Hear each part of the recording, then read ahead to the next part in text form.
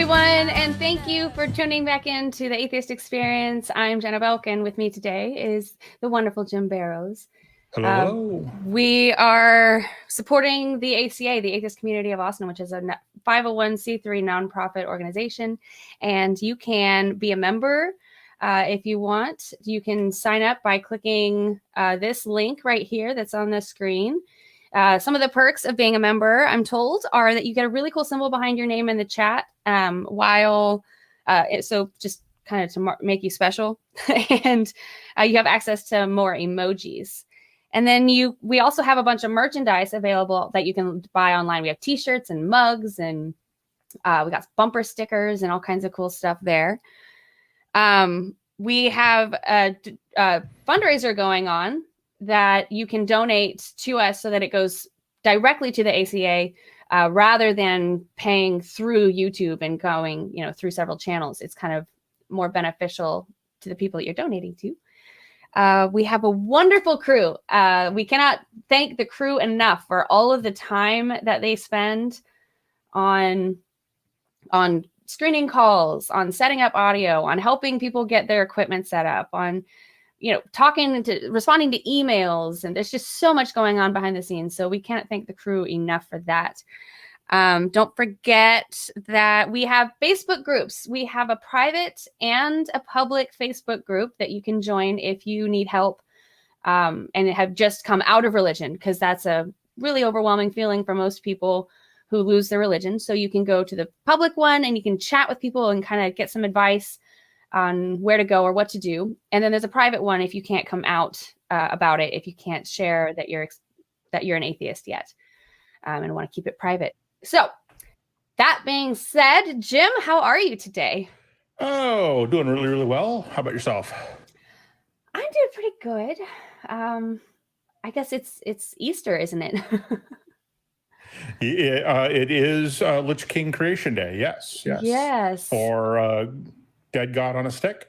Right. Zombie Jesus Day. Let's see how many Christians we can piss off today. Oh man, and that's not my goal at all. But so I'm actually just told that it's Shelley Siegel's birthday today. She is the wonderful woman. She is an ex-Jew, and she is the artist who sings the intro song for this show. So she's a very special woman. She's actually been a guest on here with Matt before, and I think Matt plays her. Yeah. And her album is available wherever you can find music to buy under her name. So you can get the full song, which is actually better than the clip that we play. Yeah. And the clip we play is a good one, but the whole song is incredibly awesome, and so is all of her music. Right. So I've bought it all. I bought it too. And actually, I think the saved song is like my Facebook song on my personal page. It's cool. It's personal. It's awesome. Yeah. So do we want to get into calls, or do we have anything else? No, let's jump right into calls. Okay. I was thinking that we could start easy. Let's start with David in California. It says that you want to talk about anticipating a day when this show won't be necessary, and theists are a small minority that don't really bother anybody. Is that a question that you wanted to ask? That's my core question. I mean, I've seen you folks on YouTube multiple times, and I realize you've got an excellent hook to get, especially atheists, to watch you multiple times, because I keep watching it with the expectation that maybe this week an intelligent theist will call in and really give them a hard time, but it never, ever happens. What? Never? You don't think that we make some progress? I think I think maybe you may, and that's why I wanted to see what you thought about whether your role will ever be diminished in the future, because you're all still pretty young, and whether, and I think you do help, though. I think what you're doing is a helping effort. Yeah. Well, if you could see our emails, there would be no doubt in your mind that we have helped more than one person a month or a week, depending on how you want to count it, who blame their deconversion on the show and on the host, not just Jenna and myself, but every host in the past. Yeah. I wouldn't have even known how to guess in that direction. whether it was more towards help or more towards abuse, because you dare to speak what you think and express your intelligence in an intelligent way. Ooh, So, bad. but then that's the point where we can discuss what the definition of abuse is. Like, is that abuse? Well, I'm thinking of perhaps anticipating that you would, the bulk of the feedback you'd be getting after spending an hour and a half being intelligent and debating and being honest would be hearing back how horrible you are and you're all going to die and burn in a fiery pit and blah, blah, blah. Well, if you read our YouTube comments, you get more of that in our YouTube comments than you do in our email. And I don't know why that is, but we comments anymore. Yeah. Well, I think the goal is to make this show unnecessary and just kind of, redundant. That's the goal. It's just, we're not there yet. So yeah. I hope it does. Some days right.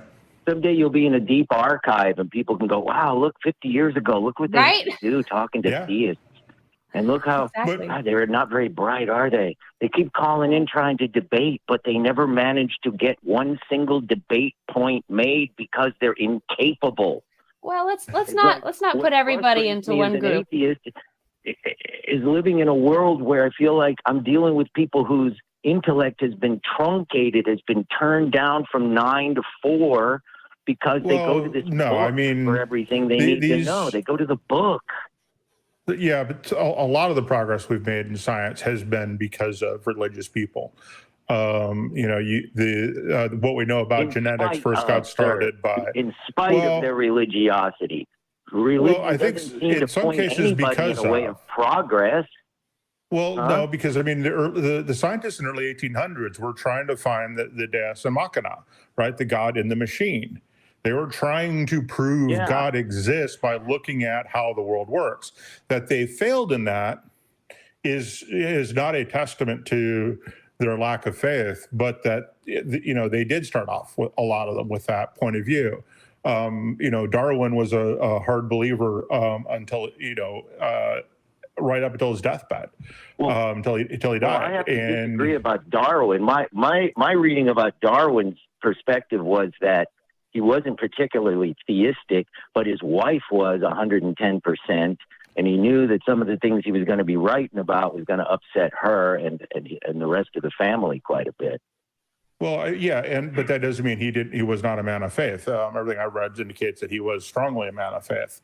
But he lamented that. He lamented the fact that he could not find the God in the machine.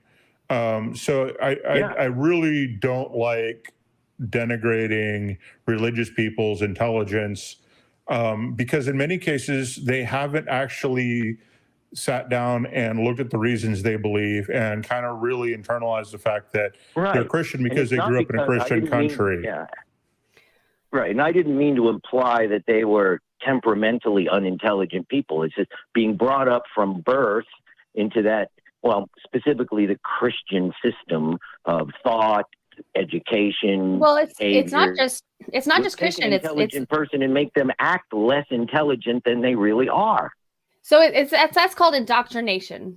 When you've been raised in something, right? Exactly, indoctrination. Right, you don't have the need necessarily to explore that different part of your brain that you're using to guide you down that religious path. You're using just a subconscious part of your brain, and so it's in no way indicative of somebody's intelligence. It's, if anything, I would say that you're just as intelligent, just because to be able to navigate this world while thinking you live in that world. I think that's pretty impressive, actually. It's very, very, very difficult to do from what I remember. Well, you make a good point. It makes me think of people who are illiterate, who learn ways to get by without being able to read.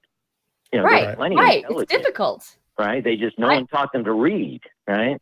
So they figure out ways around not being able to decipher letters into words. Yeah. Right. So go. So if you want to close it up. And the fact is that when we look at the statistics, the nuns are growing. Now, I wish they had stopped not looking at nuns and actually, are you an atheist or an agnostic, and actually ask those two questions. because someone who says someone who answers none to a lot of these questions could just be saying they're still a Christian. They just don't go with any of the major denominations or churches or things like that. Yeah. But the nuns are growing year over year, every year, and they've been accelerating ever since kids started having day-to-day access to the internet and being able to have access to programs like AXP, to the great debates, whether you're looking at Matt Dillahunty's debates, or anybody debating William Lane Craig, or any of the debates you can see on YouTube. That resource, plus all the science resource, people like MIT with their open courseware stuff. MIT is open sourcing a lot of their material. And it's kind of a brag, because they're saying that the material, our books and all this other stuff doesn't matter. It's our teachers that make us a great school. So it's a bit of a subtle brag. But you can get MIT level courses from MIT on the internet now. That type of information flow is helping tremendously. Yeah. It's stuff that we didn't have before. And so that is what is helping. So yeah, I do think that eventually AXP will morph into something else in 50 or 60 years. But, until then, we're still here, and we're still trying to point out flaws in people's epistemology. Right. So thank you for calling, David. Your efforts. Thank you. Yeah, you're welcome. Hang tough and keep on keeping on. Bye-bye. Thanks. Bye-bye. Bye. I think that was a good call. Yeah, good one to start off on. Do we want to go to the scientific evidence? Let's go to... Yeah, let's do that one. Okay, so Xeno in North Carolina says, I want to prove God with scientific evidence. I love it. I love it. You are on with Jenna and Jim. Xeno, am I saying your name correctly? Yes, that is right. I called about 3 or 4 weeks ago, and I had the same discussion with Matt Dillahunty. But Jenna, it looked like you were understanding what I was saying a little bit more than Matt. So I'm really glad that I can speak with you on this. Again, okay, you might have to refresh my memory. Yeah, so I came from empiricism. I said to Matt, empiricism. That was basically my epistemology. And he said, well, I don't give a fuck about your epistemology. But see, that epistemology is what you have to explain first. So hold on. Before can we try to not bring Matt into this? Because Matt's not here. He can't. I don't remember what he said, and he can't say anything. Matt. Let's just try to take the concept. So I was giving. No, I'm sorry. I was just trying to get a refresher of the concept that we were talking about and try to look at it, examine it again from a different way. Yeah. Okay. So empiricism is basically my epistemological view of the world, and that is a branch of epistemology. And what is empiricism? So empiricism, the theory of knowledge, that asserts that knowledge arises from evidence gathered via sense experience. So empiricism emphasizes the role of experience and evidence, especially sensory perception, in the formation of ideas over the notion of innate ideas. It sounds like you're saying that our senses cannot be fooled. Right. It sounds like you're saying that our senses cannot be fooled. This is a dictionary. Okay, so how are you relying? I'm saying what they're saying. Right. But Jim, it sounds like empiricism is saying that your senses are infallible. What I'm wondering is it your senses that determine? I'm telling you what it is. And I'm coming back with a question. Jenna, I'm sorry, Jenna. It's okay. I was just wondering, is it your senses that are determining what is real, or is it your senses that are letting you know, or that are interpreting what is real? I'm trying to understand. Okay, so I can answer that question. I guess can I ask you guys, do you know what empiricism is? Can I get an honest answer from that? The problem is that so many people use terms in different ways. And so I actually don't off the top of my head know. There's so many terms that I've in this group, fair. That's fair. So can I ask Jim, does he know what empiricism is? No, not off the top of my head. But you still haven't answered my question. Okay. Now I understand why the conversation wasn't getting anywhere, because you guys don't know exactly what it is. So not from the top of my head. The definition of empiricism, which is an epistemological view, is the theory of knowledge that asserts that knowledge arises from evidence gathered via sense experience. Empiricism emphasizes the role of experience and evidence, especially since. Right. Hold on, are you reading this? And I've already answered. Yes, I've already asked the question actual based on that. definition. I'm trying to let you. But I don't want to know what the I've already asked definition is. And I've already asked the But you question have about to this. understand Are that senses in order to infallible? understand how people arrive to God. Hold on. Can you please answer Jim's understand question, that? and then we can get back to Yeah, this. sure. All right. Are yeah. the senses Can I infallible? hear that again? Are the senses infallible? Yes. Some. They Not are. in all cases. Really? Are you sure about that? Do you want to take a moment to think about all the different ways that your senses can be fooled? No, what I said is that not in all situations. So yes, we could believe that pixies ruled the earth, right? Because you feel that. That doesn't make it correct, right? But there are also things you can feel that I'm are talking about senses, Like, not feelings. I'm talking about your senses, because that's what you said. Sensory experience. Yes. So can your senses Well, be you don't fooled? think feelings come from your senses? Is that what you're saying? That's no. I'm asking, think can the feelings senses come be from your fooled? Feelings Yes, arise from a we wide know variety of things. Yes, but we know can that your senses can be fooled? Okay, so why is That a false basing dichotomy anything on your both can't be true? Are you saying both can't be true? why are you basing an epistemology on something that is inherently fallible? Wait, you didn't answer the question. I said that both can be true. So it is true that your senses can fool you. It could also be true that your senses will lead you to the truth. So why How are is you that possible? How is that possible? One-sided. How are you getting to the truth using a fallible method? How can something be true and not true? Simply because I can believe the sky is red when it's really blue, right? So That's not true understand unless it's senses. actually.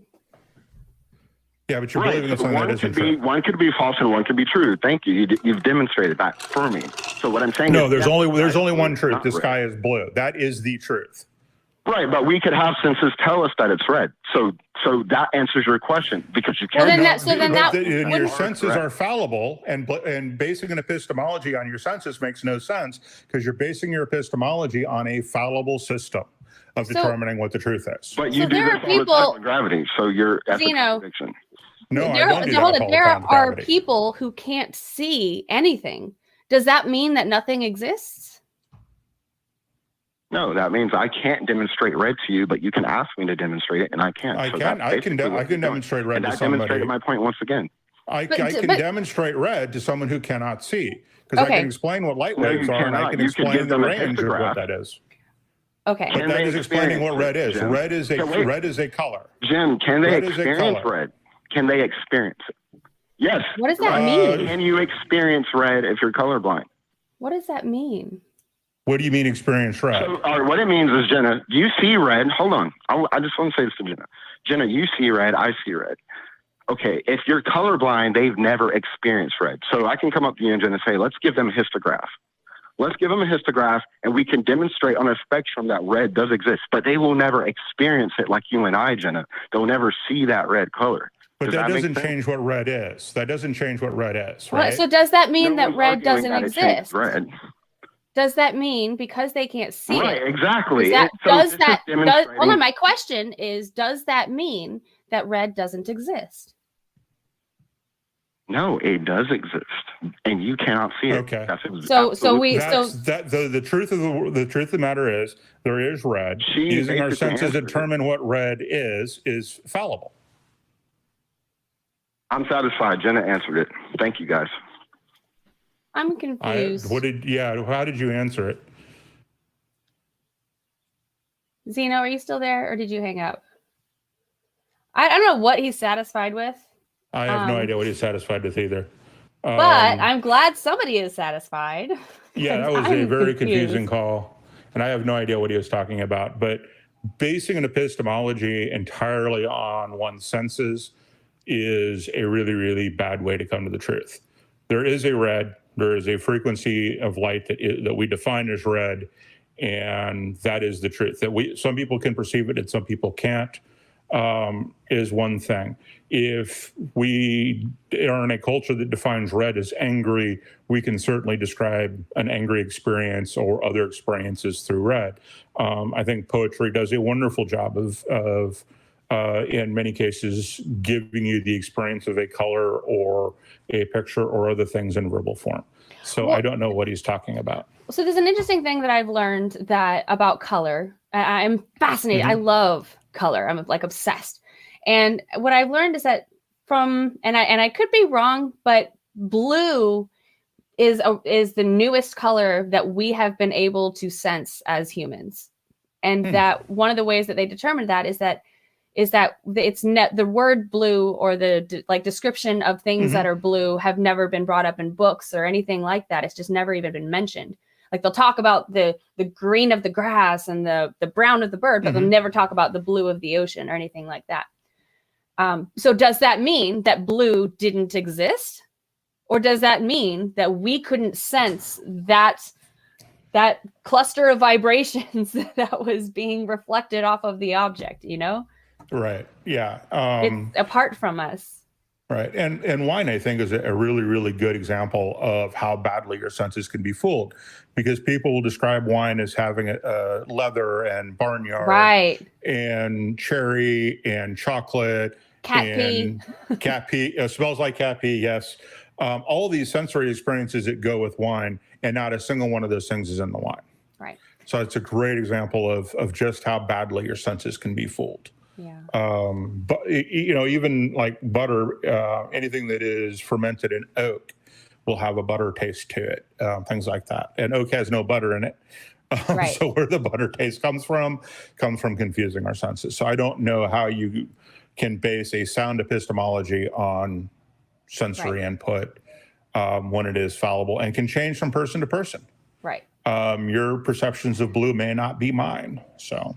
Right. So we've got a questioning Muslim. Okay.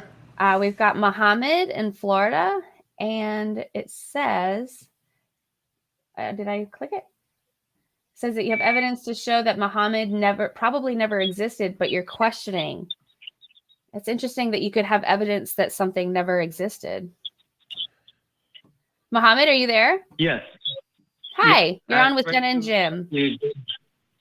And Jenna, thank you for taking my call. I'm just quick. I just want to comment about the last caller because it's really annoying. They talk about epistemology and all these senses and, complicated issues and about, nuclear physics and particles and Big Bang. And then they go to church and believe in ghosts and angels and all kind of stuff. Well, I think you use different parts of your brain when you're thinking about those things. It's just crazy. How could they be, they just want to prove it so badly. They would go to the end of the earth trying to pull something to try to, I'm sure there was God somewhere, I couldn't find right now. Do you believe in a God? No, I don't. The thing is, I've studied, I was born and raised in Saudi Arabia. Memorize the Quran, Hadith. Well, so I'm sorry, but just because we have a short show that we really want to get to as many callers as we can, I just wanted to figure out if we can discuss anything about your belief in a God. But because it said that you were questioning, so I thought we could talk. But if you don't believe in a God, did you have anything? No. Anything that you wanted to? I want to prove to you that I told them that I want to prove to you that Muhammad never existed in ever. Muhammad, first of all, is not like Jesus that came in the last 10 days and just kicked some tables and here and there, and then had some sermons and had some supper and took off. Okay, before we get into it, can I ask how you can possibly prove that anything never existed? Let me tell you how. Okay. So in any case, Muhammad is not like Jesus. 10 days and he was gone. Muhammad was there for 22 years. And you're not. Can you please answer my question though? Because I don't understand how you can prove anything never existed. Not Muhammad specifically, but anything. Yeah, there's nothing. 100%. I'm just trying to show you that he didn't exist like Jesus didn't exist. There's a lot of mythicists there too. I'm just trying to prove to you that Muhammad never existed either. And in any case, Muhammad had over 80 battles. He killed thousands of people. Jewish tribes were murdered in total. And not a single word was mentioned about Islam or about Muhammad, about or a new religion or any of that. The only three mentions that happened 50 years after his death. It happened 6 years after his death twice. They called people of Muhammad. Why is this significant? Well, if there's no Muhammad, there's no religion. If there's no Muhammad, there's no religion? Or there's no Islam? Yeah, I mean, there's no Islam. Muhammad never existed. I mean, if Muhammad existed and he had 80 battles, killed thousands of people, and nobody ever wrote a word about him, I'm already convinced that Islam is incorrect. Is there anything that we can explore about your epistemology that, because I don't know that he never existed, and I don't know that you can prove it. That's I prove it. But like I told you, after his death, he was only mentioned 3 times in history. Twice they were called him people of Muhammad. Nothing about a prophet or new Islam. And then the last time it was mentioned, 50 years later, and they were talking about a good man that came in the Middle East that was, told people not to eat dead meat and all that stuff. They never even they said he was a prophet. It's an amazing thing. Nothing was mentioned in history, not during Muhammad's life or 50 years after his death. The only 3 times mentioned is these. If anybody can come up with anything else that Muhammad, a prophet that was mentioned in history at that time, I will be very surprised because there's nothing. Well, it's interesting, and it's as interesting as the Jesus mythicist position. But I'd love to explore it on a show that we're not constrained by so much time. Right. But because, I mean, if you only have the writings to show that Muhammad existed and that some of the historical events that are in those writings never existed, then you definitely have an interesting case. And not just that, Muhammad, the name Muhammad was never there in history. That name never mentioned except, like I said, 6 years after his death. Nobody ever named, there's no root to it in Arabic. Muhammad, there's Hamada Yahmadu Muhammadan, not Muhammad. It's a different root. There's not. You know what, Mohammed? Thank you so much for calling and for sharing that with us. It's very interesting, and I hope that more people can maybe go and to explore that. But what we really want to do on this show is we really want to talk about what people believe that can be any kind of supernatural and why. So we don't necessarily want to just debate history. Right. And definitely go over to the atheist community of Discord. I'm sure there's a bunch of folks over there that would love to hear it. Any of our atheist Facebook pages would love to be in on it, on that discussion, I'm sure. And the Mythicist conferences and folks like that may be interested as well. It is a fascinating topic. I didn't even know that there was such a thing as Mohammed mythicists. Right. So that is quite awesome. And thank you for bringing that up. One more thing, just a quick thing. Do you mind? Make it quick. Can I mention one more thing? Very quick. In order to enter Islam, you have to be a liar. You have to lie. I'll tell you why. Because in order to enter Islam, you have to mention just one sentence. God, I'm a witness that God is the only God, and I'm a witness that Muhammad is his prophet. I'm a witness. Remember, I'm a witness. You never witnessed anything. It's a lie. People can be mistaken and think that they witness something that they interpret as that, and so they can be wrong. That doesn't mean that they're lying necessarily. Right. But how could you witness something? I mean, maybe you could see it in your mind or something, but to see it in your eyes, you need to see a doctor. That's the only thing I want to say. Thank you, though. Yeah. Thank you so much for calling, Mohammed. And again, thank you for bringing this up. I didn't know there was a Mohammed mythicist position, so that's awesome. I'm sorry, I didn't. I'm sorry, that's not my forte. Yeah. All right. So, do you want to pick the next one, or do you just want to go to this one right here? I don't know. I'd like to find out how we're actually Satanists, though. Right? That's what I was looking at too. All right, Great Ulrich minds. and Ulrich or Ulrich? Hello? Hi. I'm Ulrich. with Jenna and Jim. Ulrich. Yes. All right. It says that you have proof that atheists are really Satanists.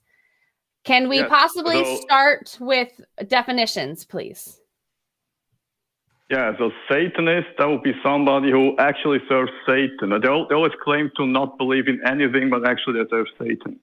So is it somebody who Satan is the believes enemy in of God. Satan, or is it somebody who actively wants to worship this Satan? Somebody who actively worships Satan. So Okay. so then what's an atheist?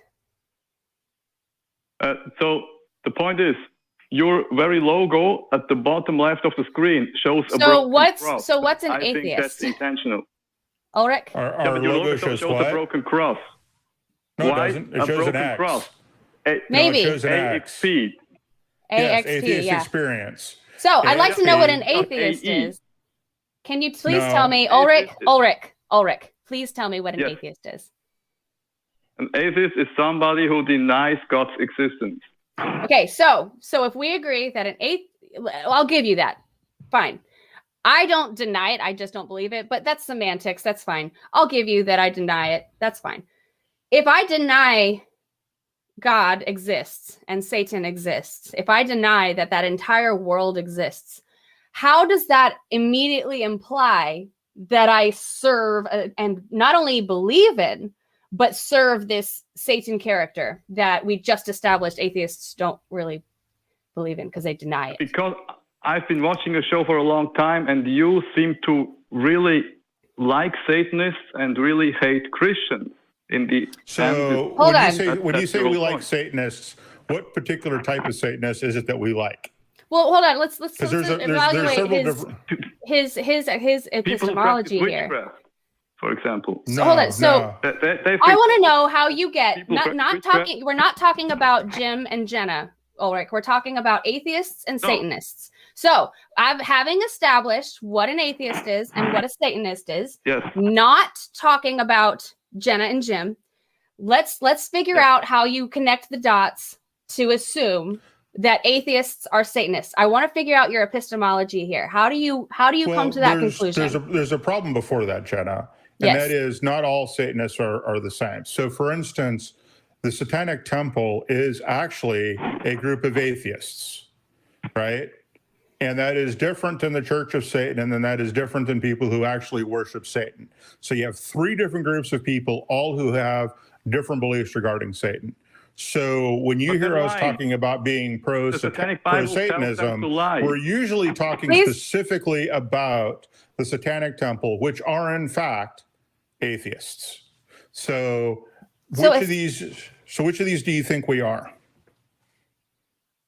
You are the ones who pretend to be the scientific atheist, so as not to draw attention. But at the same time, you're working for Satan, destroying Christianity. For example, How do you prove we're working? Prove to me that I'm working for Satan. I don't know where we're When going. I don't understand, when I deny that Satan even exists, how can I work for him?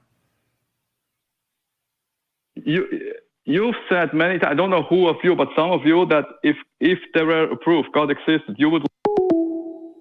Oh no! I don't think that was intentional. I think he lost connection somehow. Studio. That was Colin Studios telling us that we lost. Nope, maybe we have him back. Ulrich, do we have you back? I don't know. All right, so let's go ahead and drop that one, and if he can please come back. Actually, I'm told 10 seconds. Let's stall for just a couple of seconds. All right. Can we please agree to try to establish what he wanted to call and talk about? Is that okay? Well, that's just, and I don't know what he wanted to call and talk about because he's confusing three very different groups who all call themselves Satanists, right? The Satanic Temple, which are atheists and use Satan as a metaphor. The Church of Satan, which I think is sort of kind of the same, but I don't know. And then there are actual people who believe that Satan exists and worship him and do things in his name. But so there are three different groups, right? But so all that we need to talk about then is the fact that Satanists may be atheists, but atheists are not Satanists. We can talk kind of conceptually how we get there. You know what I mean? That's kind of what. Not really, because they are distinct groups. Satanic Temple is definitely, I mean, it's in their declarations, it's all through their literature. They are atheists. They don't believe in a literal Satan. Satan is a metaphor. Right, but that doesn't mean that atheists are Satanists. That means that Satanists are atheists. Not in the way that he means. I think he means actual believe that Satan exists and are in touch with him and all that kind of stuff. So that's what I was actually trying to get at was what kind of Satanists does he think we are, right? If he thinks we're the kind of Satanists that denies Satan exists and use Satan as a metaphor to resist, I forget how they phrase it. To resist improper, illegal, I don't remember, unethical power. I think then that's one type of Satanist, and that is completely different. And so the actual Satanist is what I think he was trying to lump us into, and that makes no sense since we don't agree that is a type of Satan. So it was very confusing. So I'm not sure where he was going. Okay. Yeah, I guess that I'm trying less to just personally trying to figure out less what the belief is and more how did you come there? How did you know what I mean? So I think we're just kind of taking different routes. Yeah, well, I think how you get there determines on what the there is, right? Is to what type of Satanist does he actually think we are?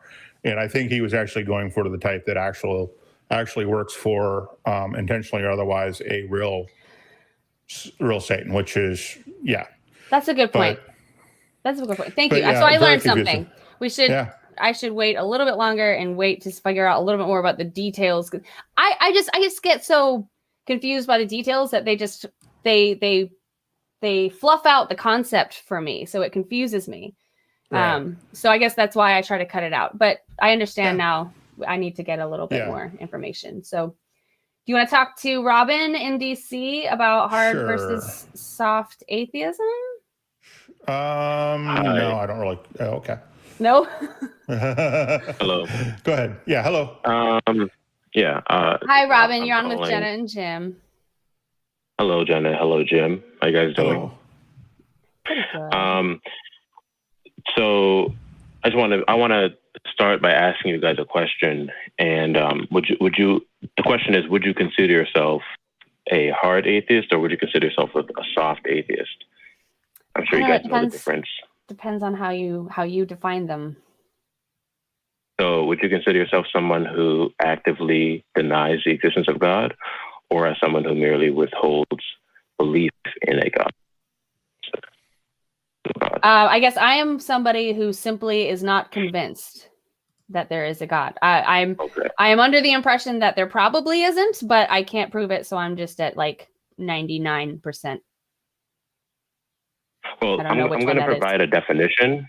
I'm going to provide a definition of God that we could work with for the context of this discussion, and then we could. The point is that I want to get to is that if we're talking about God as that which is the fundamental personal cause and grounds of all reality, then there is no neutrality when it comes to belief in such a being. One will either affirm his one will either affirm his existence or they will deny his existence. So no. It sounds like my position is that kind of neutral, somewhere in between. Yeah, there's always a neutral position. There's always the I don't know position. Right. Always.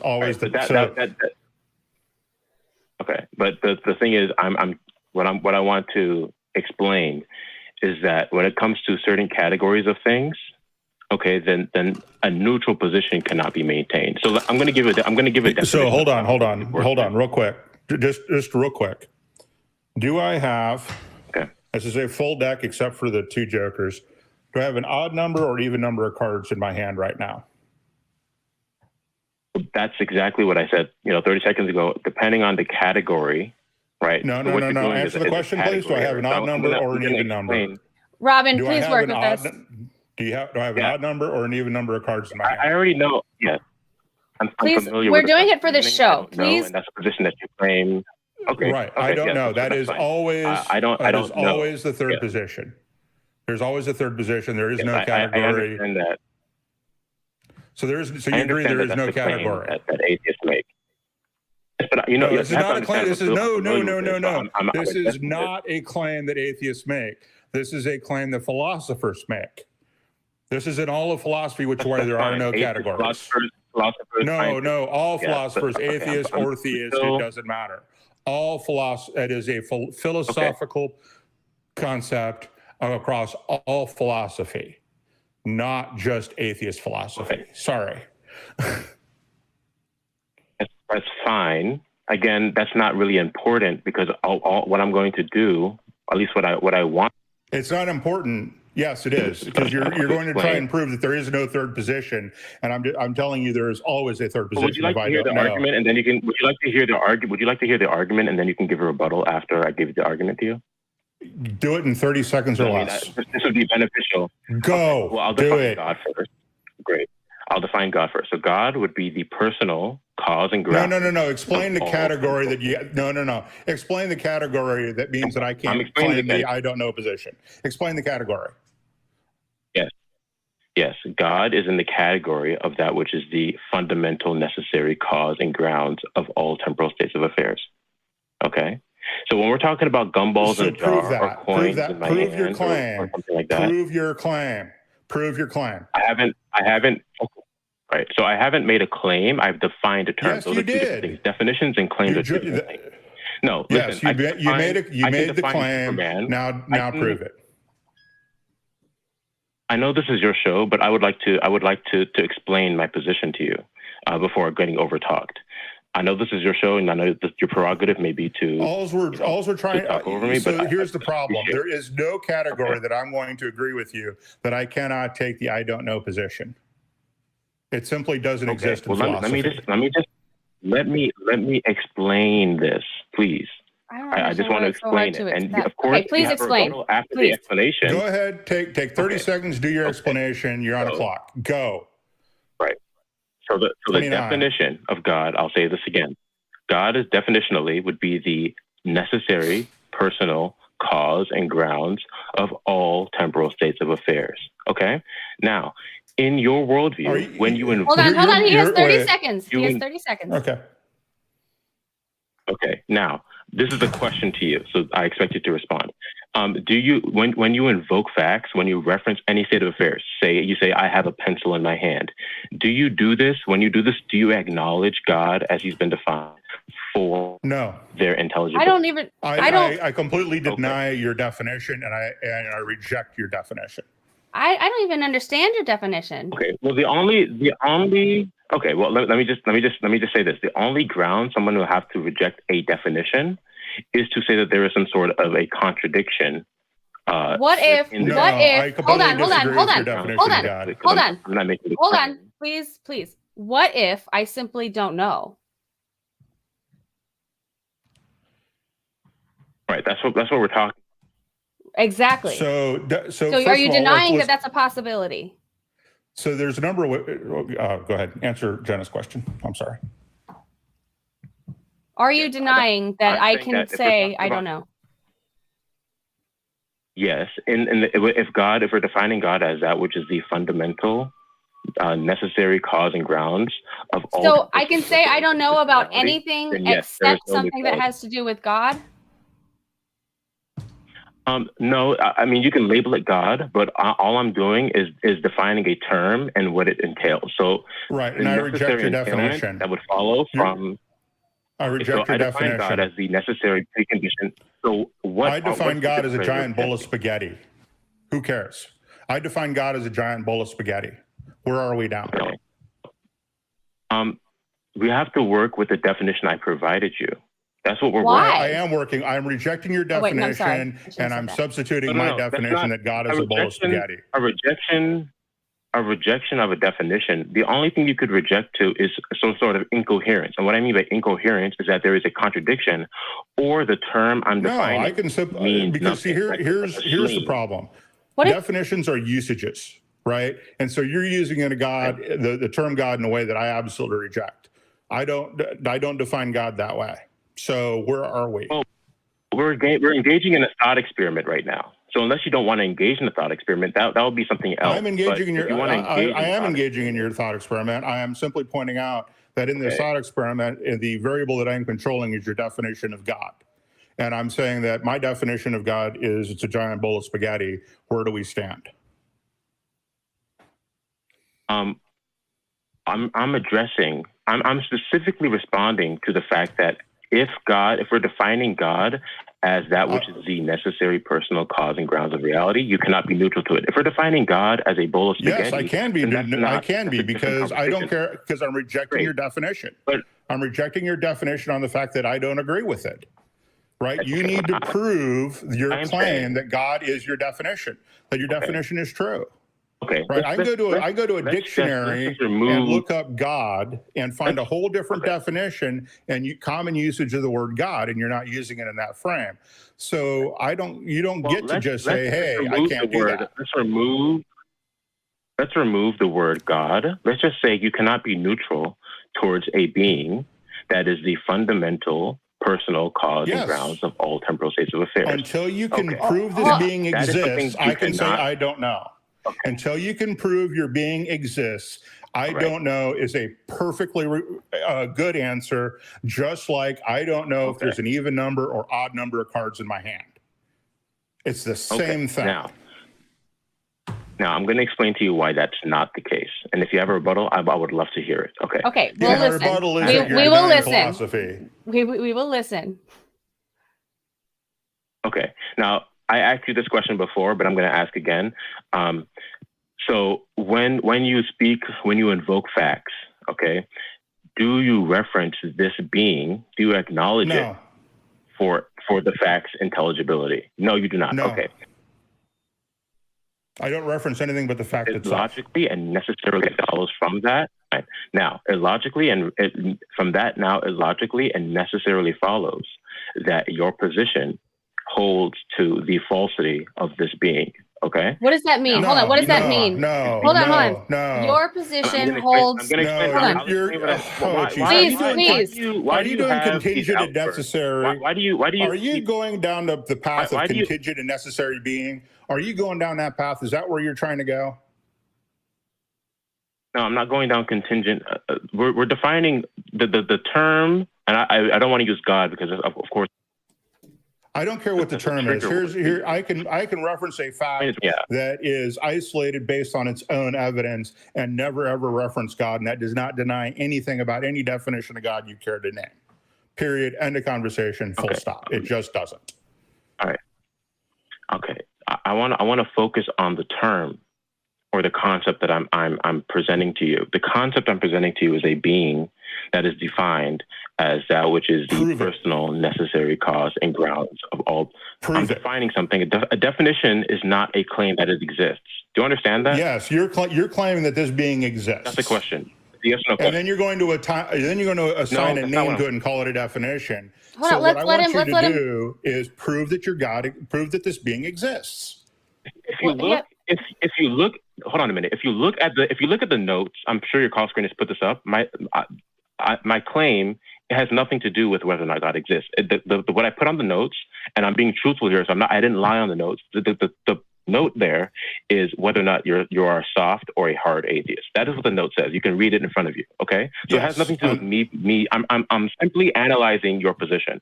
And if you don't like the fact that your position is being analyzed, I would advise you not to. I haven't heard a single thing that is analyzed. I haven't heard you do a single thing to analyze whether or not we're hard atheists or soft atheists. You have been trying to define God from the jump. You have failed to do so. And you need to define how your being exists before you can go any farther. And just defining him into existence is absolutely ridiculous, because I can define anything into existence by that logic. I can define a unicorn. I can define the flying spaghetti monster. I can define fairies into existence by just simply going, this is my definition of fairy, and you can't do anything about it. Nya, nya, nya, nya, nya. Well, you're wrong. No. because I didn't say that it exists. And for the fifth time, I'm going to say that a definition and a claim are two different things. I can define Superman. I can define you okay. as being nothing but a troll. I can define you as a troll. You're a troll, and there's nothing you can do about it, right? Right? Okay. Nothing you can argue against. I'm not making a claim. That is fine. If the word troll has a definition, okay. God has a definition you're not using. Troll has a definition I'm not using. Calling someone a troll is a very highly subjective. It's a very highly subjective term. All definitions are subjective. All definitions are subjective. Hold on. You can take this, Jenna. I'm bored and done. Okay. So let's okay. Yeah, maybe then. Okay, go ahead. Let's try this one more time. And I just we defined atheist and we defined soft atheist. No, actually we didn't even define those. I just told you what I believe. What am I? Am I a soft atheist or hard atheist according to you? Well, the thing I came here to call for was that if we were going to conceive of God as that which is the answer my question? I'm perfectly aware that there are multiple. Okay, if we're going to conceive of God as that which is the personal, necessary cause and ground. I don't. So can you answer my question, please? Please, Robin. Okay. I asked you. I gave you my definition of what I. Hold on. I explained to you what I believe when it comes to a God. Can you please tell me, according to your definitions of soft and hard atheists, which one I am? Yeah, I would say that there is no such thing as a soft atheist. That there is. So I'm not asking you about those. I'm asking you what is the definition of my belief? The definition of your belief? Yes. Am I an atheist? Your belief. Yes. Am I soft or hard? That's what I'm trying to. That's what I'm trying to explain. No, I'm asking you. Am I soft or hard? That which is. Yeah, you would be hard in the context of God being the necessary precondition of all temporal states of affairs. So because I'm not convinced that God is necessary, that means that I'm a hard atheist? Yeah, if we're conceiving of God, again, as that which is... Again, this is what I'm saying. I recognize and I acknowledge that there are many different conceptions of God, which is why I'm simply positing a definition for the purpose of a thought experiment. And you guys are I wouldn't say it's you, Jenna, but Jim is just rejecting this definition because he doesn't like it. All I'm asking is for you to engage honestly in a thought experiment and to address the point I'm making, which is that if we're going to conceive of God as that which is the fundamental, necessary personal cause of there is quote unquote agnosticism towards that.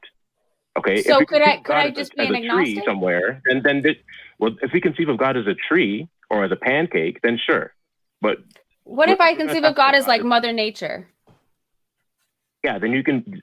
Well, then Mother Nature that goes undefined. But if we're just going to conceive of the world, no. I'm defining Mother Nature as the fundamental existence of all that is. No, then no, you cannot be neutral towards that. If you're defining it the same way I am, and if you're defining it as that which is the foundational cause and grounds, personally, of all temporal states of affairs, then no, there's no neutrality towards that. So you're making it up? I'm making it up. We're dealing with concepts. I know, and I have made up this concept. Hold on, please work with me. I really think this is going somewhere. I explained my concept of what a God is. Actually, this is what I used to think a God was when I was on my little journey out of religion. I believed that my God was personal and that my God was Mother Nature. I'm curious how I could prove that because I don't believe that anymore. So yes, I did believe that, but I found out that I don't believe that anymore. So I can't prove that it's not. I just don't believe it. Do you understand that? Yes, but we're talking about something with a certain attribute set. So if the attribute set of what you call quote unquote Mother Nature is that it is the personal, fundamental cause and grounds of all temporal states of affairs, then there is no neutrality towards that. Okay. Can you say that again, either slower? Affirm or deny its existence. Can you please say that again? It is the personal. Yes, it is the personal, necessary cause and grounds of all temporal states of affairs.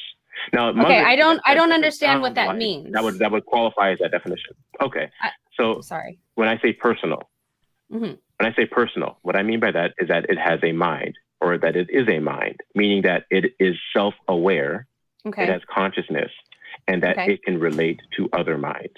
Okay. When I say that it is the necessary cause and grounds of all temporal states of affairs, I mean that it has created all things that began to exist.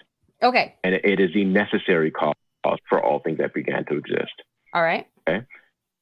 Now, there is no neutrality towards this position, because once you assert that once you make the claim that you can assert and invoke facts without reference to this being, whatever it is, as long as it has a property set, then we're talking about the same thing. You could label it Mother Nature or whatever.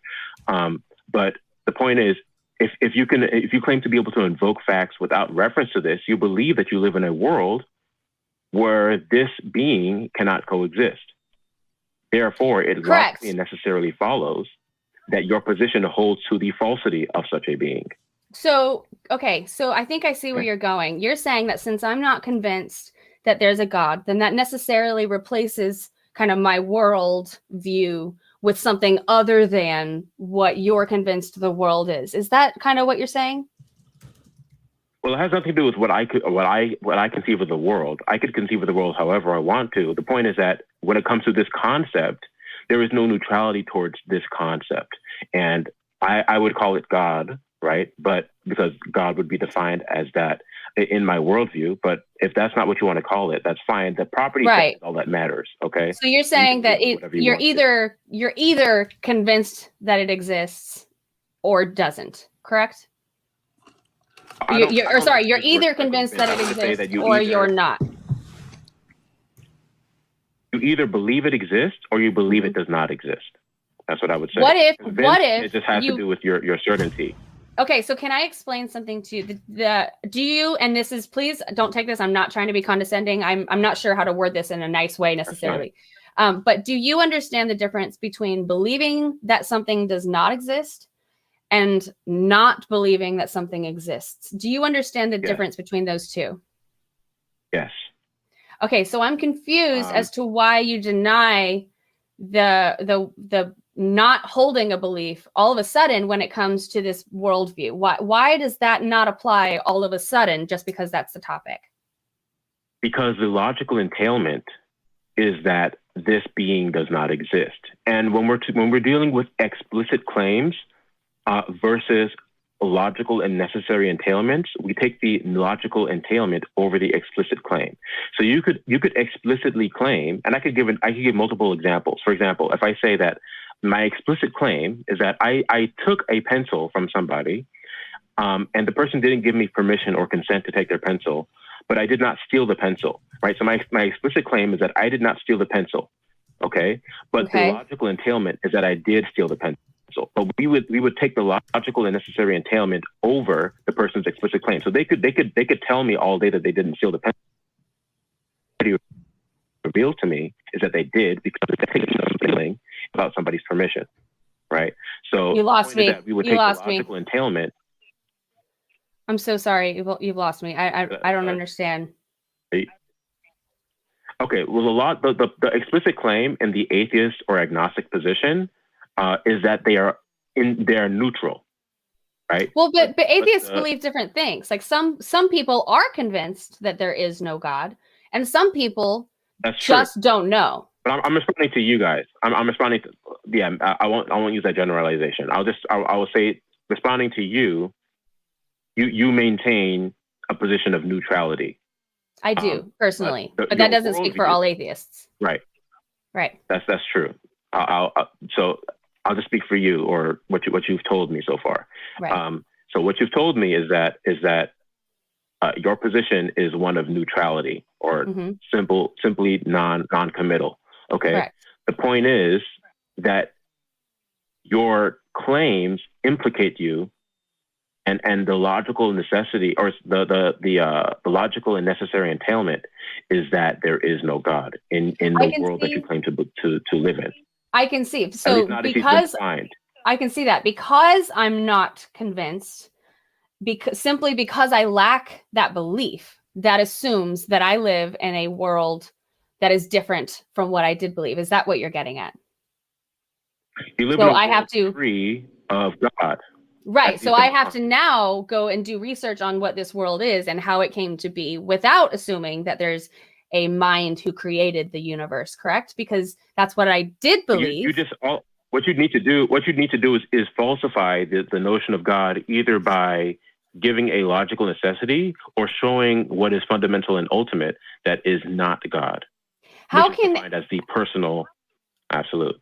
How can somebody falsify a claim like that? Because the thing is that we have a universe. They cannot. So we have hold on. Exactly. So why put us in a position where we have to make a claim when y'all are the ones that are telling us that you have all of this information about this creator who created the universe with this mind? And we're saying, well, can you describe it to us? Can you tell us where to find it? Can you tell us how you know? And so we found enough people that can't give us any answers that we can verify with other people, right? Because if something exists, like this mouse exists, right? Like you can agree with me. You see it, right? Okay. It's a mouse. It exists. We can objectively agree that this is a computer mouse, right? So that's the kind of confidence that I would like to have in a religion if I believed in a God, especially if that religion requires that I give 10% of my income and every Sunday morning and volunteer for the mass and all these other things. It takes up so much of somebody's life that I would think that you would have to be extremely convinced that this is real to give so much of your life to it.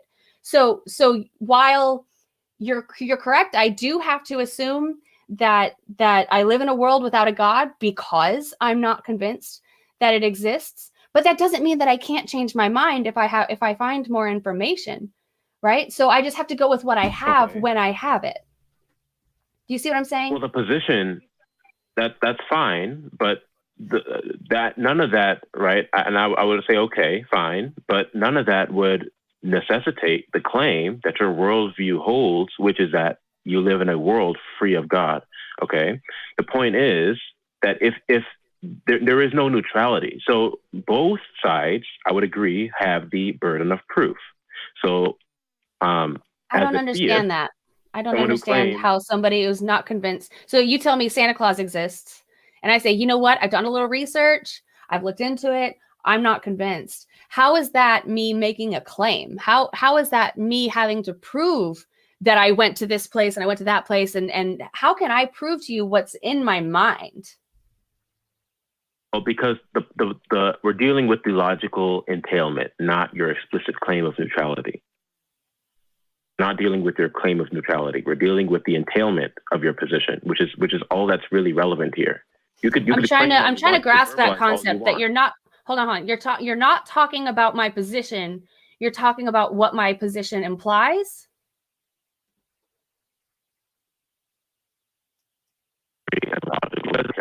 What you're saying, what you're verbalizing, which is that you're neutral, that is not true if we take a look at what we're talking about. If we're talking about God as the personal, necessary cause and grounds of all temporal states of affairs, okay, there is no neutrality towards that being. One will either affirm it or they will deny it, and this will be either an explicit or an implicit denial. Okay. So what I'm dealing with is how you rationally justify that. I don't necessarily know that I can, but what does that mean for you? Say I can't prove that there's no God. Does that automatically imply that there is just because I can't prove it? No, it does not. So then I'm confused at what you're getting at then. Well, part of the reason I'm calling is to show that the atheist position is not a rational position to hold to, as you've just conceded. because you just conceded that you cannot rationally justify the entailment of your worldview. If you cannot do that, then why do you hold to? Go ahead. I don't necessarily. Jim, help me out here. I'm not sure. So, yeah, I mean, he's finally gotten to his point. And first, I reject your definition. So your entire little thought experiment here goes completely down the drain. Second, we can always choose the neutral position no matter what you say, because there's always a neutral position. Both sides of a claim have to have evidence in order to support them, in order to accept either is true. This is simply the case. So I'm sorry, but we're right back where we started from. What you've done is just ignore. You've just ignored what you've just demonstrated here. You know what? Just go ahead and hang up. What is the height of what's going on? Just go ahead and hang up. Go ahead and hang up, please. Thank you. Have a nice day. Hope that helped. And we'll take the next caller. Okay, well, so that's interesting. I don't understand how a neutral position is a position that somebody has to assert. But I guess if somebody wants to explain that in the chat, we can do that. No, I don't. No one can, because it's just it's a. So first of all, he starts off with the definition that he says we can't we don't need evidence for it. We just have to accept as true. I reject that. And then everything else builds off that little thing of definition. And so once you reject the definition, everything else goes completely down the drain for him, because you can't really do anything else with it. And he can yell and scream about it all he wants, but I reject the definition. That is not the definition of God. Right. That is not the common usage. And this is part of the problem, right? Is that what the dictionary shows is common usage, which is why words change definitions all the time, is because they change in usage. And so he wants to, and part of the problem is that while that is true, once you start changing what those usages are, you can prove anything, right? But the fact is that a rose by any other name is still a rose, and whether he wants to call it a god or a being or anything else is completely irrelevant, because he's still making a claim that this exists, and I still want evidence for that before he can go down any further. Right, like he needs to explain that he's saying that this is a god. A god has X and Y and Z. It has a mind. It has been created. It's created everything. You know, there are claims in the definition, and I think that that's not what he was really understanding. But I was just trying to get more to the concept of it, and I think I found where he's confused. I think I found where he may be confused, because I've been there. I mean, I've been in that position, right, where I just didn't understand it, because my thinking was just so black and white. Like, just to give you an example, when I was early in my marriage and I was learning about my partner, about how in the mornings he's groggy, you know, slow to get up, and I'm one of those, like, up in the morning and I'm awake, right? So I'm like talking 500 miles an hour and he's getting frustrated. And so because he gave me the impression that I was overwhelming him, I was under the impression that meant that I wasn't supposed to talk at all in the mornings. It was, do you want me to talk in the mornings, or do you want me to be quiet? And so I couldn't wrap my head around the possibility that there was this in between, that I could just kind of slow down a little bit. I could talk about different topics, you know. So I just want to point out that I can understand that black and white stuff, you know? Okay. So let's go ahead and try it. And just for everybody's awareness, we're having a little bit of trouble with Call in Studio, which is why we had to ask Robin to drop rather than just drop him like a hot potato. So he may still be on the line, but we don't hear him. So he probably isn't. And so we'll just go on to the next call and see what happens. So yeah, that'd be fun. All right. So let's go to Justin in Alabama. Says that you're an average working class guy. I do believe there could be God or gods, but I don't think that the gods of specific religions are real. So hi, Justin. You're talking to Jenna and Jim. Good afternoon. How y'all doing?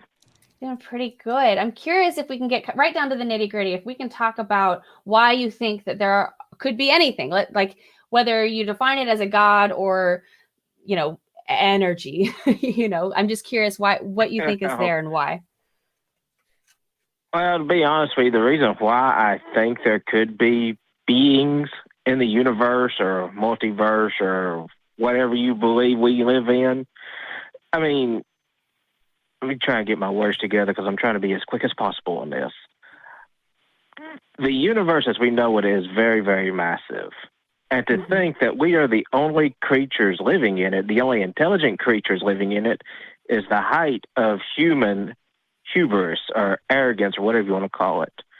And personally, I believe that in addition to possible life forms similar to us existing somewhere else in our universe, there could be creatures living out there that are so far beyond us, evolutionary-wise speaking, that to us they would seem like ancient gods. So if there were these things, let's say there are, you know, creatures out in the universe that, let's call them aliens. What does that imply about a god or something like that? I'm saying that the way they look and physiologically speaking, energy beings, if you will, that is something that we could possibly misrepresent or misinterpret as being something similar to a god. Because, you know, you take your typical average deity, let's use the... let's use yours. Let's use the one that you think exists, that you think must be there, the implied. Okay. I'm thinking of similar beings, kind of like are y'all Star Trek fans? Yes, I am. Yeah. I wish I was more. But okay. Yes. Okay, you remember the Q continuum? Yep. I'm not that much of a fan. They were aliens. Okay. Yeah, they were aliens, but the way that they looked and the abilities they had, they could be called gods, if you will. But why would we? But what? Yeah, exactly. Why would we? Well, because of their abilities to teleport wherever they want to, the abilities to manipulate time and space to their will. What's a god? What's a god? Is it just somebody with magic powers?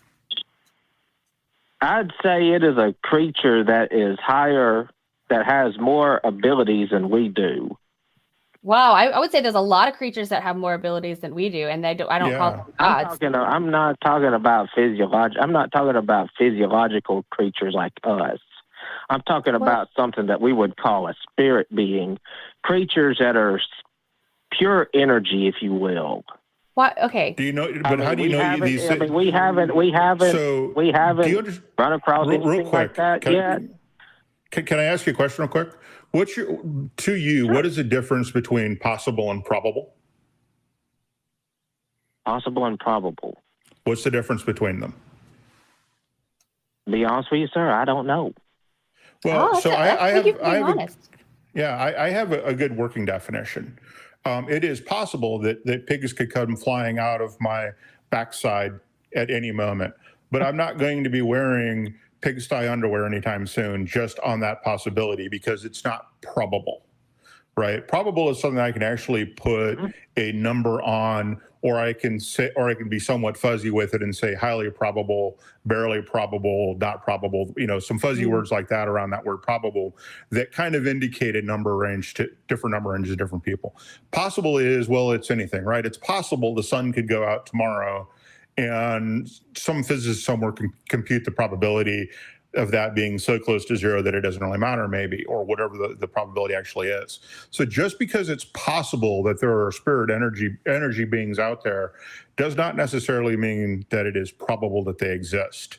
So because we don't know what the probability of that is. We don't even know how to calculate the number.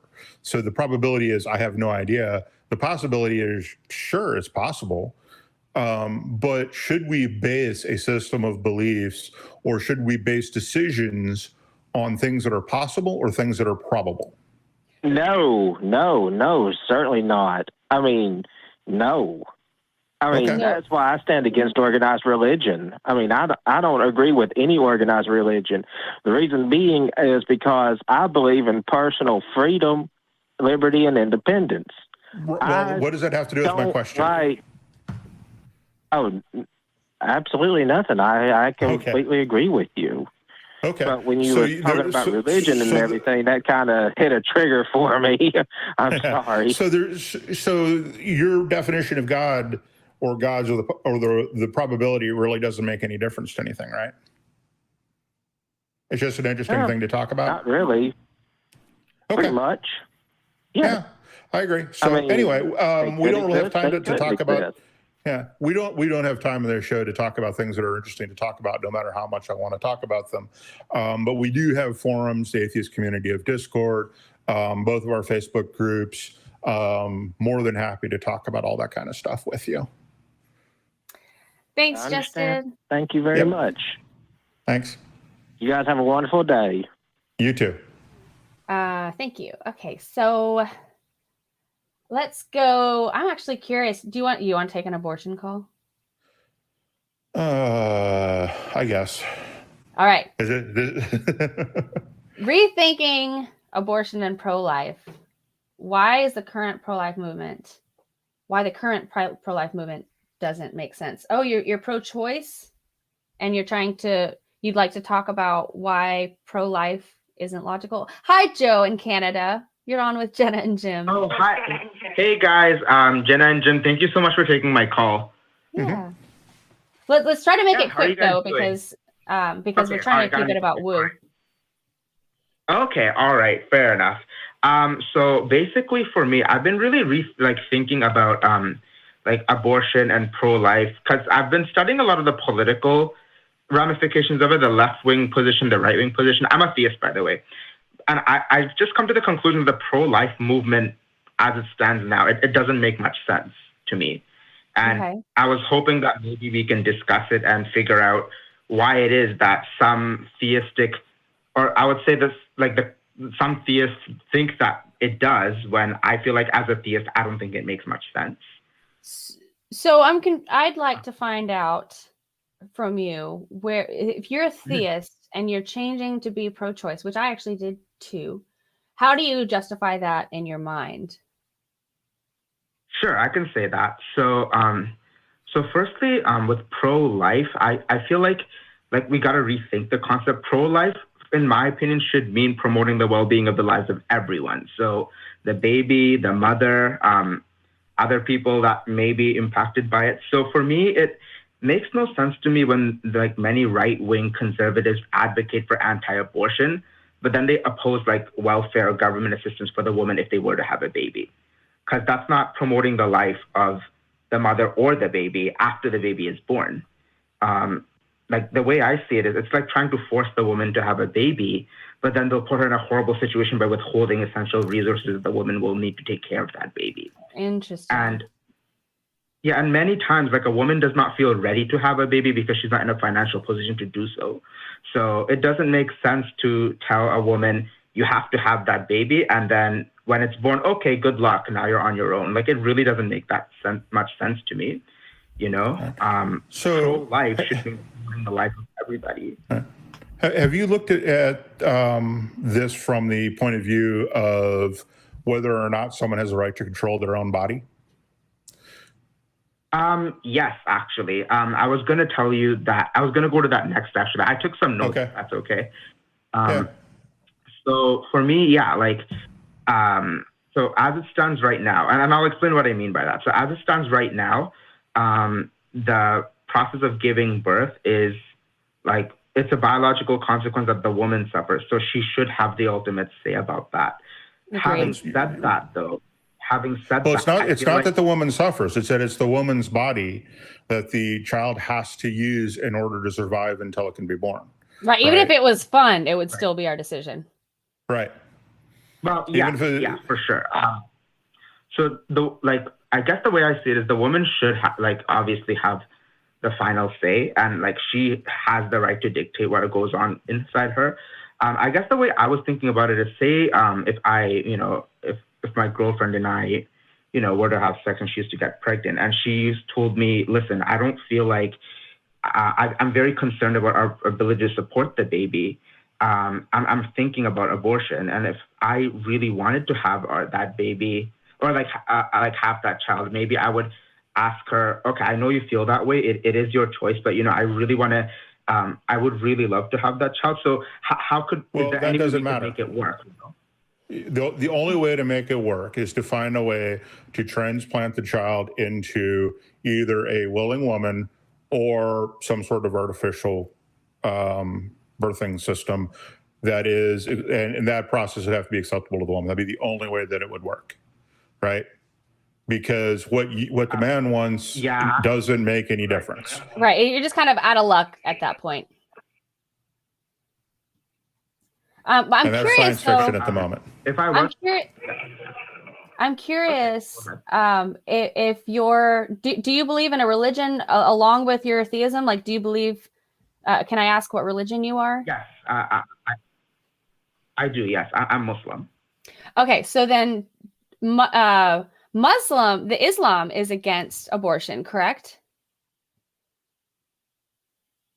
See, I'm actually not sure, to be honest. I have to do my own research about that. It's something that I don't know personally, because there's a lot of like disputes, like scholarly disputes about that. So I guess the way I can say it myself is I don't know. You know, I haven't looked into it myself. Yeah.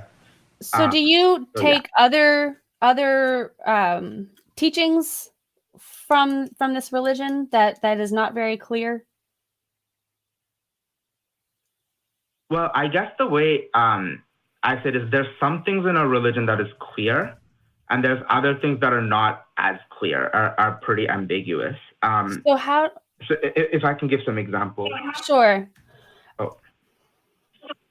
Sure. Like, so for example, so one thing I tend to think of is that if something is a sin in my religion, I can't dictate that to somebody who doesn't believe in my religion. So in my example, it's a sin for me to drink alcohol in my religion, but I can't tell you that you can't drink alcohol because you don't follow my religion, you know? So how do you determine? It's a sin in my religion.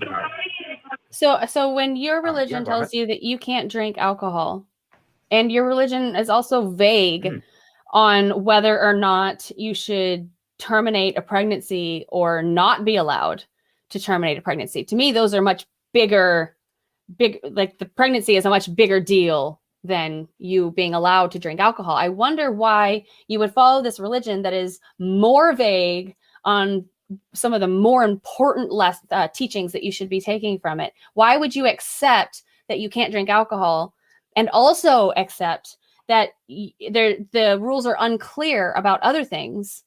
And so how can you know that anything that comes from it is reliable? Well, I guess it's a matter of like the way we kind of draw our teachings is, and again, I'm saying that as a Muslim, the way we draw it is what's said explicitly, like in the Quran, the holy book, and the Hadith, the saying of the Prophet. And he does speak about some things very clearly and other things are not as mentioned. So I know with some scholarly opinions, some scholars say it is like abortion is completely like you're against it completely, like it's not allowed. Others say that it is allowed, like under certain circumstances. And some say, I believe 40 days or so, like up to a certain period, they believe that the life doesn't have sentience, so a woman can go forward with it. I guess for me, those may be perspectives in my religion, but again, I myself am undecided. I'm just really thinking. I guess the way I was going about it, I was very critical of the pro-life movement and what it's trying to do. And I feel like that doesn't help the woman, that doesn't help the baby, that doesn't help anybody. And in some ways, it even harms the woman. And I understand, and I actually appreciate that you're evaluating this and that you're questioning your beliefs. And I realize that you didn't necessarily call to talk about your belief in a God. You wanted to talk about your change from being pro-life, but I'm confused as to how you can justify that, how you can justify kind of being a cafeteria Muslim, as my family would put it. A cafeteria. You know what, Jenna, that's very interesting. I guess the ultimate answer for me is I don't know. I guess right now I'm currently in a bit of a crisis of faith. I guess sorry. The I can say right now is like I call myself like a non-practicing Muslim. That's kind of what I call myself now. Okay. I still believe in some of the tenets, but I'm pretty far away from it. So I'm actually at that period where I'm, evaluating my beliefs and seeing what makes sense and what doesn't make sense. And this is one of the things that really didn't make sense to me, this whole pro-life thing. So you know what? I actually don't, I don't know. That's the honest answer. And I guess I'm still in the process of finding out what religion will play a role for me, or if it will at all in the future. Awesome. Thank you. So I wonder if it's okay with you if we leave it there. If you could please, I love that you're being honest with us and that you're saying that you don't know where you stand on that. I would encourage you to try to find out where you do stand. I'm not going to tell you where to go or what to do about it. But I'd really like for you to call back and tell us where you go with this. Yeah, for sure. I love how you guys talked about recovering from religion. So I did call them a couple of times. I'm not necessarily saying that, like, you know, this means I will not be religious or I may come back to religion, but I will definitely be rethinking many of my positions that I currently hold. I'm very happy for you. Thank you, Joe. Good luck. All right. So we have 2 more callers that we hope we can get to. So we've got Zord, I hope I'm saying that right, in Sweden. If a God exists, then whatever they have to say is okay. And you have an argument for this. So hello, Zord. You're on with Jenna and Jim. Yeah, hello, Jenna. Hello, Jim. Thank you for taking my call. Yeah. I'm curious. Are you a theist? Do you believe that a God exists, or are we just kind of thinking hypothetically here? I am an agnostic theist. So agnostic theist. I'm pretty much right now in the middle. Like I'm still questioning, but you know, I like to play. You know, a way for me to decide the truth is to like make logical scenarios and see where it leads. Right? Okay. And one of those scenarios is if a God exists, you know, would it be more reasonable to believe God instead of a human? Okay. Well, the problem is that we don't know what a God is. That's the problem. Is how can you explore the icing on the cake if you don't know that there's a cake yet? If you can't find the cake. Right. So, see what I'm saying? So for me, when I'm talking about God, I'm referring to, you know, the classical denoted God, which is, you know, the omniscient. There is no classical the one God. who created everything. Well, so I'm sorry? It sounds like you're arguing for divine command theory, that whatever God says is good if God defines himself as good, right? Is that what you're arguing? No. It's actually a bit different. What I believe is basically a nutshell, because it can be long. So a nutshell is like this. Whatever, you know, any decision a person or entity, you know, puts forth into reality is directly proportional to the amount of knowledge this person or entity has, right? So how do you the more knowledge this person or entity.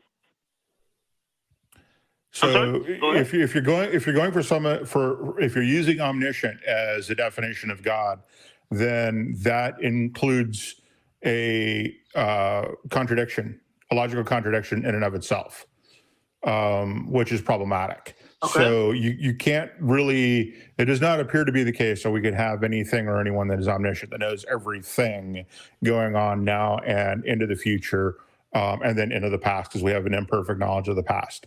That seems to contain a logical contradiction that we can't get around.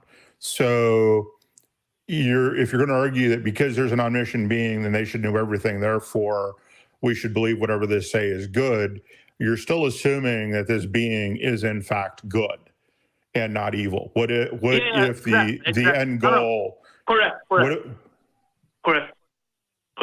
I mean, you actually, and this is the thing. The thing is, he has infinitely amount of knowledge. Okay, so whatever he says has an infinitely greater potential of being right compared to whatever human says, right? So aside from being able to prove that anyone or anything could possibly have an infinite amount of knowledge, that's a huge claim. How can we even prove that he's male? Yeah. How can we prove something a little bit more tangible? Yeah. The thing is, I'm assuming in this logical scenario, I'm assuming he exists. I'm saying that if he exists, or she, or it, okay, whatever this entity has to say, it has an infinitely greater potential to be right compared to whatever a human has to say. So what? Right? And what if it's the opposite? What if this creator of the universe was actually really evil and vindictive and just wanted to play with us? It could be, and that's the thing. And what's the thing? Hold on. I'd like to know what the thing is. You say that's the thing. What's the thing? I will tell you. The example that I would like to give is, let's say you have a dying man in front of you, and a doctor and a chef, okay, someone who doesn't know anything about medicine. And you want to take an advice from one of these people, okay?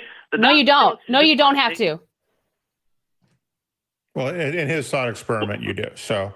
Oh, I guess I was trying to prove something. I was trying to prove something, and it was going to derail you. I'm sorry. I interrupted. I'm still not sure what you're trying to argue if you're an agnostic and trying to prove that this God exists or not, which is really all we kind of care about is, do gods exist or not? So are you making an argument for the existence of God, or are you just wanting to argue about a possible consequence of there being a God? I'm not arguing about the existence of God. I'm arguing about if a God exists, it would actually be more plausible. What if it's fairies? We have one more call to get to, and again, promoting the atheist community of Discord. They would probably love to have you, and the Facebook groups as well, if we could get those up, would also be good places to talk about if a God exists, what would actually happen, and what would be the logical consequences of that. As much as I would really, really like to delve into that, we just don't have the time right now. Okay, absolutely. I understand that. Thank you for taking my call. All right, thanks. Have a good day. Bye-bye. All right. Well, I mean, that's interesting. It is. It's an interesting topic to talk about and to theorize about and to delve into a little bit. Is if a God exists and he has, and he's omniscient, what does that really mean, and what impacts does that have? But it belongs in the realm of fantasy and science fiction, and that's kind of what we don't really have time to discuss much of. All right, well, our next caller is Michael from Connecticut, I believe, and it says that you would like to falsify Darwinism. Hi, Michael. You're on with Jenna and Jim. How are you? Yeah, so Hi, I'm an experimental philosopher. I'm a systems theorist. I've lectured at several different universities, Yale, Fairfield University, Quinnipiac, so I'm not a creationist. Nice name drop, yeah.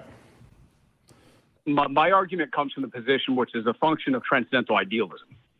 And this is a text which is going to be published in my forthcoming publication. I'm not going to discuss that now. Hold on. How are you? What I would just like to know off of the beginning, given that there is so much evidence for evolution, how are you as a systems theorist overcoming all of that evidence? That's a category of. I'm not denying the existence of evolution. I'm denying the existence. Well, that's what Darwinism. That is what Darwinism is. No, actually, right? Well, what is your definition of Darwinism? Actually, there were competing paradigms to describe the process of evolution, such as Henry Bergson's, Johannes Goethe's, Alfred North Whitehead's, Pierre Taylor Desjardins, and Darwin's is wrong. So we're going to have the discussion from here. So what is Darwinism? Please okay. Let me know, because I'm not sure what you're necessarily referring to. Darwinism, the process of natural selection and diversification of speciation by virtue of which is evolution pressures, evolution consequence of Darwinism. Darwinism is mechanism. That's another category here. So that's two fallacies for you. Wait. Say that again. That again. I'm done with this arrogant crap. I'm curious. He's got so much. You basically have to overcome an entire. You basically have to overcome an entire branch of if science. You're afraid of me running you over, because I will on your own show.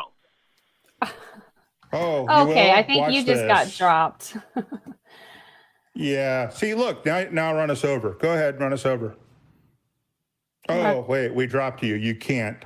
So, yeah, this is a serious. There is so much evidence for evolution that to overcome that entire topic and think you can is really, I mean, people call me arrogant. I'm not that arrogant. So, wow. That was fun. Yeah. I really hope some people call back. Yeah. We had some Muslim callers today, which was kind of interesting. We don't usually get those. And a Muslim mythicist, which I had never heard of before. So that was kind of awesome. Yeah. So, well, I guess thank you all for donating and being so generous. I see that the fundraiser is doing pretty well. Thank you all for subscribing and sharing and talking about this and keep a lookout for because these calls get clipped. And so you can kind of look for just the clips of calls. You don't have to commit to the whole show. You can see just a couple things if you want. But thank you all so much for tuning in. And thank you, crew, for helping us with everything and making sure that everything was running smoothly. And we had a little bit of a hiccup with Colin's studio that I think went very smoothly thanks to y'all. So thank you for that. And y'all have a wonderful Sunday. Thanks, Jim, for joining me too. Thank you. That was fun.